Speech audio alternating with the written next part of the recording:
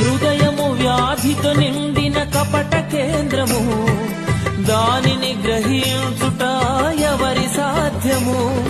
మనసు మర్మమెరిగిన మహనీయుడా, మనసు మార్చగలిగిన నిజ దేవుడా, మనసు మర్మమెరిగిన మహనీయుడా, మనసు మార్చగలిగిన నిజ దేవుడా, నా మదిని కోవెలగా మలుచుకోవయ్యా, నా హృదిని రారాజుగా నిలిచిపోవయ్యా.